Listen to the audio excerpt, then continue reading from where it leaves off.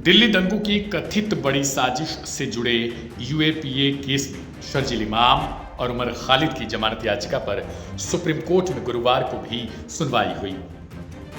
मामले की सुनवाई जस्टिस अरविंद कुमार और जस्टिस एनवी अंजानिया की पीठ कर रही है। इस सुनवाई में दिल्ली पुलिस की ओर से अतिरिक्त सॉलिसिटर जनरल एसवी राजू ने अपने तर्कों को आगे बढ़ाते हुए कोर्ट में शर्जील इमाम के कई वीडियो क्लिप चलाए। हालांकि वीडियो लंबा है, इसलिए हम दिखा भी नहीं सकते। कोर्ट रूम में एएसजी राजू की तरफ से कहा जाता है, ये वीडियो शर्जील इमाम के ही भाषणों के हैं, जिनमें वे कहते दिखते हैं कि देश भर में चक्का जाम होना चाहिए, मुसलमानों को चिकन नेक काटकर नॉर्थ ईस्ट को भारत से अलग कर देना चाहिए, दिल्ली को सप्लाई रोककर पैरालाइज कर देना चाहिए और यह भी कि अदालतों पर भरोसा नहीं किया जा सकता। पीठ ने पूछा कि क्या यह सामग्री रिकॉर्ड पर है, जिस पर एएसजी ने कहा कि यह सब केस की साक्ष्य फाइल का हिस्सा है। शर्जील इमाम की ओर से वरिष्ठ अधिवक्ता सिद्धार्थ दवे ने आपत्ति जताई कि ये क्लिप पूरे भाषण का संदर्भ हटाकर सिर्फ चुने हुए हिस्से दिखाते हैं, जो एक तरफा तस्वीर पेश करते हैं। इसके बाद एएसजी ने विभिन्न व्हाट्सएप ग्रुप जैसे Delhi protest support group DPSG और जामिया कोऑर्डिनेशन के संदेशों का हवाला देते हुए कहा कि अभियुक्तों का उद्देश्य हिंसक दंगों के जरिए सरकार को गिराना और रेजिम चेंज कराना था। इस दफा एएसजी राजू की तरफ से कहा जाता है, दंगे अमेरिकी राष्ट्रपति डोनाल्ड ट्रंप की भारत यात्रा के दौरान करवाने की प्लानिंग थी। ये लोग बुद्धिजीवी होने का मुखौटा पहनकर देश विरोधी एजेंडा चला रहे थे। जैसे ही इनकी बिल की बात आती है, विदेशी मीडिया खासतौर से न्यूयॉर्क टाइम्स इनके समर्थन में सक्रिय हो जाता है। इस दौरान एएसजी ने कुछ प्रोटेक्टेड गवाहों के बयान भी पढ़े।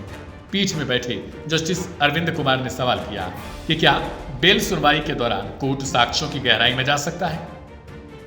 जस्टिस अरविंद कुमार कहते हैं, क्या इस स्टेज पर कोर्ट को सबूतों का मूल्यांकन करना चाहिए।